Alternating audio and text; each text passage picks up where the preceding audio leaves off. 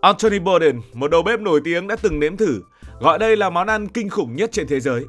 Còn Gordon Ramsay thì phải nhổ ra ngay sau khi cắn miếng đầu tiên.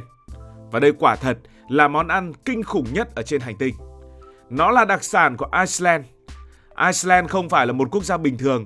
Đây là một vùng đất mà núi lửa phun trào ngay cạnh sông băng, nơi mùa đông dài lê thê, nhưng ban đêm lại có những dải cực quang rực rỡ trên bầu trời. Đây cũng là nơi có những món ăn kỳ lạ như là đầu cừu nướng và xúc xích làm từ tiết. Iceland có diện tích hơn 100.000 km vuông, tương đương với Hàn Quốc, nhưng dân số chỉ khoảng 375.000 người, tức là có khi còn ít hơn dân số một quận tại thành phố Hồ Chí Minh. Đầu cừu nướng và xúc xích làm từ tiết chưa phải là những món ăn khủng khiếp nhất tại Iceland. Giữa vùng đất băng giá của Iceland, nơi thiên nhiên khắc nghiệt và thức ăn luôn là một thách thức, có một món ăn mà người dân nơi đây vẫn tự hào gọi là đặc sản, món thịt cá mập Greenland lên men, hay còn gọi là Hakkan. Nhưng để chế biến một loài cá có thịt độc như thuốc tẩy trở thành món ăn có thể nuốt nổi, người Iceland đã phát minh ra một quy trình chế biến vô cùng kỳ công và ám ảnh. Trước tiên, hãy xem thùng thức ăn di động của họ đáng sợ đến mức nào. Cá mập Greenland là một trong những loài cá mập đặc biệt nhất trên thế giới. Nó sống ở vùng biển lạnh giá xung quanh Greenland, Canada, Iceland, Na Uy và nó có tuổi thọ cực kỳ khủng khiếp, lên đến khoảng 500 năm. Tức là những con cá mập hiện nay có khi đã tồn tại từ thời các vua chúa phong kiến còn cai trị châu Âu. Quả thật, đây chính là cụ tổ của đại dương. Tuổi thọ hơn 500 năm của cá mập Greenland vẫn là một bí ẩn, nhưng một số nhà khoa học có những giả thiết. Vì cá mập này sống ở vùng nước lạnh nên cơ thể chúng hoạt động chậm nhiều hơn các loài khác. Giống như một chiếc xe chạy ở tốc độ rùa bò thì rất lâu mới hỏng. Với kích thước khổng lồ và sống lâu dưới đáy biển, chúng gần như không có kẻ thù tự nhiên. Hay một số nghiên cứu cho thấy tế bào của cá mập Greenland có khả năng tái tạo rất tốt, giúp làm chậm quá trình lão hóa. Không chỉ sống lâu mà nó còn rất to. Loài này có kích thước khủng với chiều dài lên đến 7 mét và có thể nặng hơn 1,5 tấn, tương đương với một chiếc xe bán tải. Nhưng trái với vẻ bề ngoài đồ sộ, chúng bơi cực kỳ chậm, tốc độ còn chậm hơn cả một người đi bộ bình thường. Điều này khiến cá mập Greenland bị mệnh danh là loài cá mập lười biếng nhất trên hành tinh. Vì bơi chậm nên chúng không săn mồi theo kiểu đuổi theo con mồi, mà thường ăn những sinh vật chậm chạp hơn mình hoặc tận dụng xác động vật trôi dạt dưới đáy biển. Đã từng có trường hợp người ta tìm thấy xác gấu Bắc Cực trong bụng của cá mập Greenland. Điều đó cho thấy chúng có thể ăn cả những sinh vật lớn nếu như có cơ hội. Và điểm khiến cá mập Greenland trở nên khét tiếng không chỉ là tuổi thọ của nó, mà còn là thịt cực độc của nó. Trong thịt chúng chứa một lượng lớn chất độc và ure. Đây là những chất giúp cho nó sống trong môi trường nước lạnh, nhưng lại rất độc hại đối với con người. Nếu một ai đó ăn thịt cá mập Greenland chưa qua chế biến, có thể bị ngộ độc thần kinh với triệu chứng là chóng mặt, buồn nôn, co giật, thậm chí là tử vong nếu mà ăn quá nhiều. Điều đặc biệt là thịt của nó có mùi cực kỳ kinh khủng, hệt như mùi nước tiểu do hàm lượng ure rất cao. Thế nên, muốn ăn thịt cá mập Greenland thì cần phải có những quy trình đặc biệt.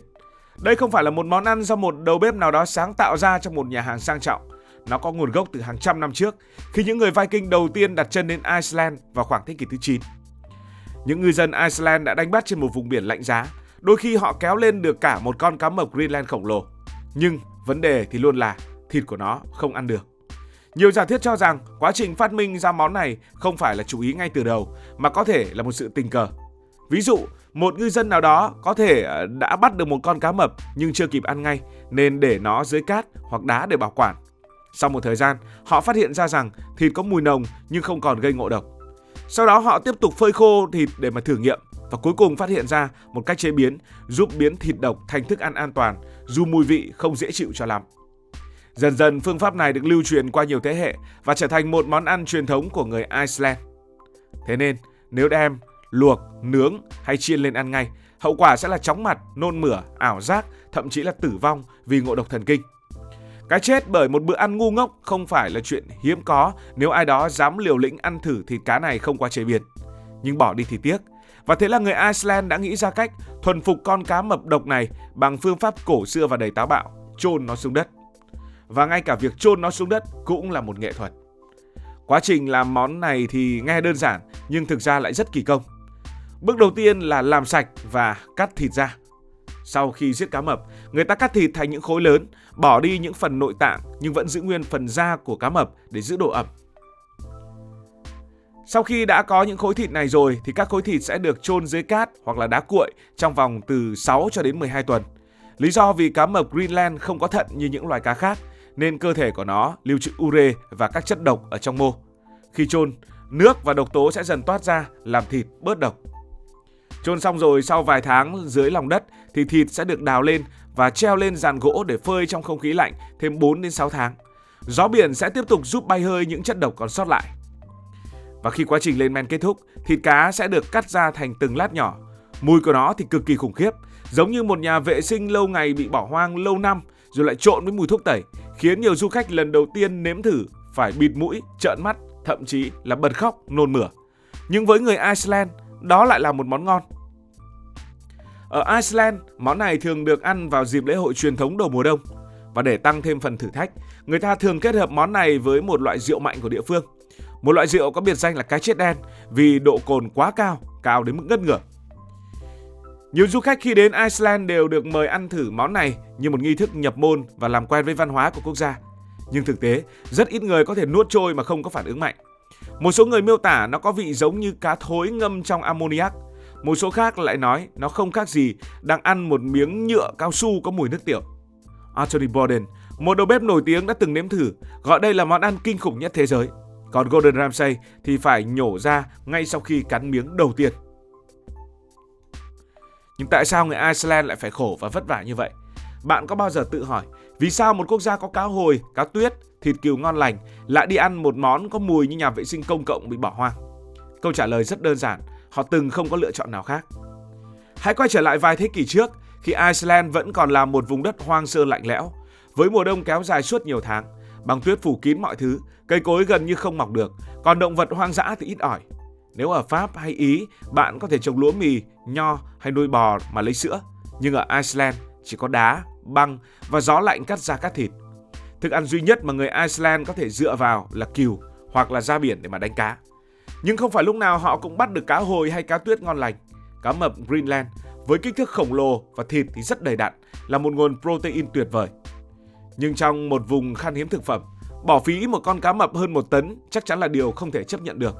Nên thay vì vứt đi vì nó độc, người Iceland đã tìm cách biến nó thành thứ có thể ăn được, dù mùi của nó khủng khiếp đến đâu đi chăng nữa. Bây giờ, Iceland thì không còn thiếu thức ăn nữa, siêu thị đã đầy ắp tất cả những loại cá hồi, cá tuyết, rồi có cả đầy đủ các loại thịt. Nhưng tại sao họ vẫn ăn món này mà không quẳng nó vào sọt rác? Lý do rất đơn giản, đây là truyền thống của Iceland. Người Iceland coi món cá mập Greenland như một biểu tượng của sự kiên cường và sáng tạo. Tổ tiên của họ đã sống sót nhờ món ăn này nên họ ăn để mà tưởng nhớ quá khứ, ăn để nhớ về ông bà của mình. Hay đôi khi, ngày nay, món cá mập Greenland được xem như một bài test cho du khách. Đó là bài test để thử thách lòng can đảm. Nếu bạn có thể ăn món này mà không nhăn mặt, bạn chính thức đã trở thành một chiến thần ẩm thực Iceland. Ngày nay, món này tuy không được ăn hàng ngày nhưng vẫn xuất hiện trong các lễ hội, nơi người Iceland ăn những món ăn truyền thống và kỳ quái để tôn vinh lịch sử sinh tồn của tổ tiên. Như vậy, ban đầu, người Iceland đã ăn món này vì không có lựa chọn nào khác. Nhưng theo thời gian, nó trở thành một phần của văn hóa và một thử thách dành cho những ai dám đối mặt với món ăn có mùi nặng nhất thế giới. Ngày xưa, đây là món ăn của người nghèo, của những ngư dân phải tận dụng mọi thứ để sống sót qua mùa đông lạnh giá.